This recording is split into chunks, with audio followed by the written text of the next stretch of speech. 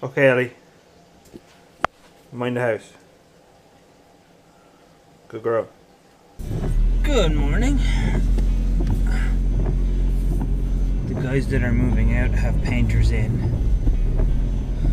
We haven't decided if they're selling the house or going to re-rent the house, but they're doing a lot of work, so it's possible they're going to try and sell it. Because you would do a little bit of work if you're trying to re-rent the house, but they're going like above and beyond. Anyway, it's a super foggy day and I am sore, like old man back pain sore. And today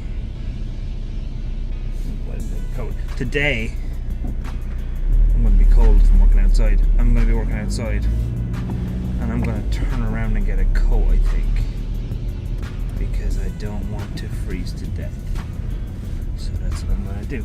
Today I'm going to be working outside, hopefully, with a friend of mine who's coming to install an oven and a high-powered yard light, because it's winter, it gets super dark, and I want people to be able to see where they're stepping outside, and a high-powered yard light will help them turn night into day. That's the plan anyway. And yeah, hopefully you get to meet Martin soon. He's the guy going to do all the installing. I know you're wondering. You're wondering, what would 600 sheep on a road look like? Well, you've come to the right place, my friend. This is what you look like. What are you saying? Sorry, sir. Yes, sir. No, you want to do that. Yeah. How do I go straight?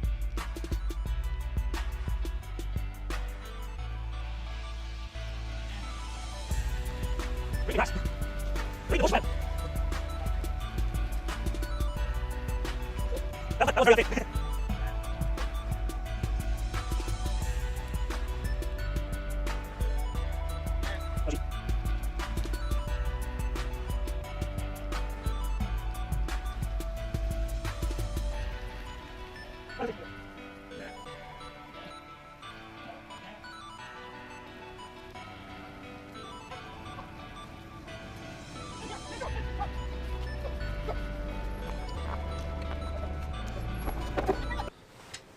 Well, hey there, folks. So today I had this great plan that I was going to do a video that involved a lot of work that was going on here with regard to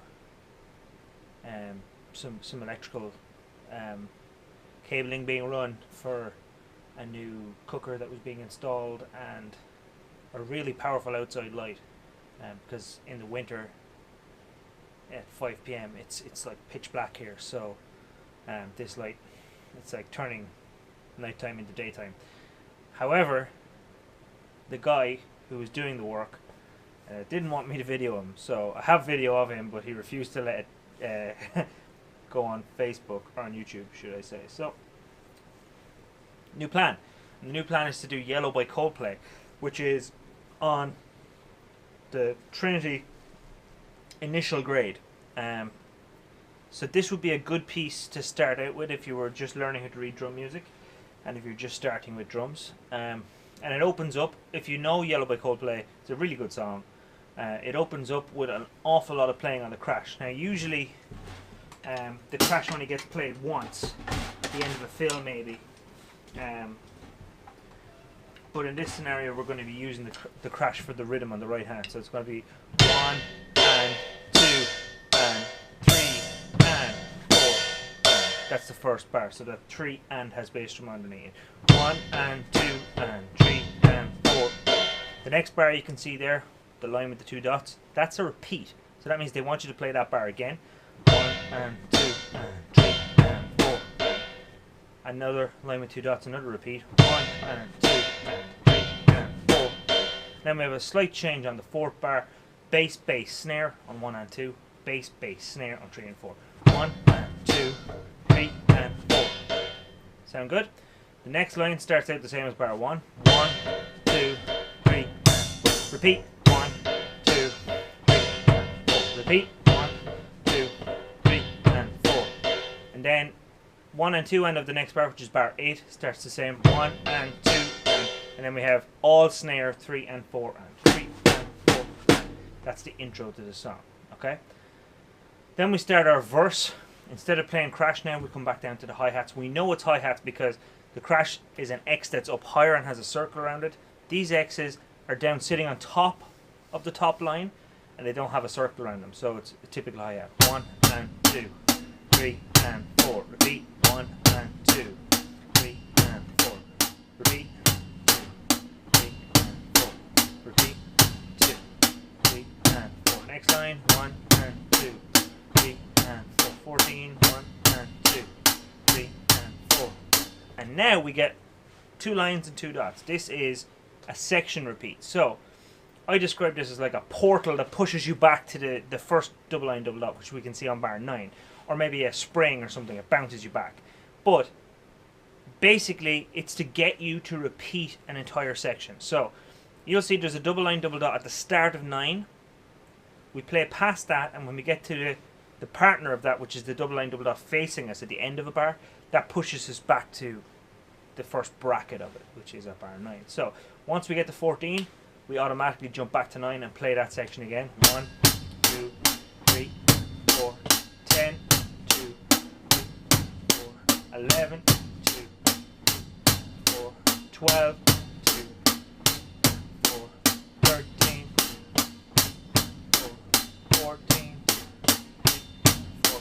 So we're back on the end of 14, the one that has the repeat on it. We've already been affected by that repeat. We've already used it, so it doesn't make us repeat a second time. We keep going.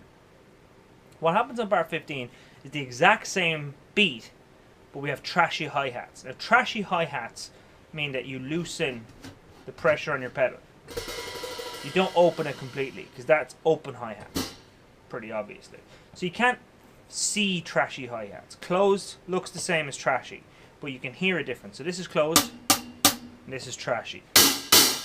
You can hear that, like it actually sounds like a little bit trashy in its sound, so that's why it gets that name. So for these 2 bars, for 15 and 16, we're going to play the same beat with trashy hi-hats. 1, 2, 3, 4. 1, 2, 3, 4. So at the end of 16, we jump to the next line, which is the chorus, bar 17, and we have now the ride cymbal instead of the hi-hats. We know it's the ride cymbal because the X's are now down lower. The hi-hats sit on top of the top line. The ride cymbal now intersects, so the line goes through the middle of the X. It's the lowest cymbal that we have in this piece over on the right. So for the chorus, we're going to play this same beat we have been playing since bar 1 on the right cymbal. 1, 2, 3, and 4. 1, 2, 3, 4. And then on bar 20, which is the end of that line, it's the same for 1 and 2 and, but we have a little bit of a variation for bass drum on 3 and then snare on 4 and. So bar 20 sounds like this: 1 and 2 and 3 and 4 and. Now we have at the start of 21, it's the same beat, but it starts with a little bit of special crash on the 1. 1 and 2. 22 and 2.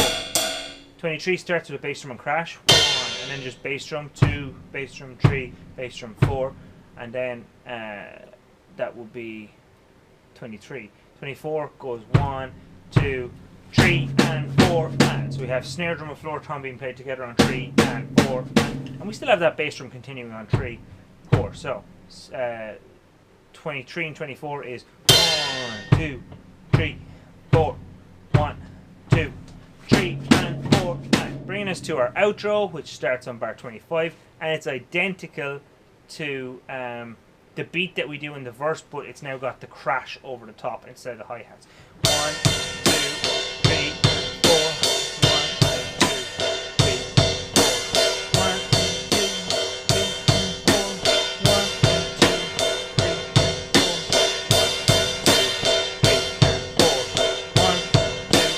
3, 4. So the piece ends out that way.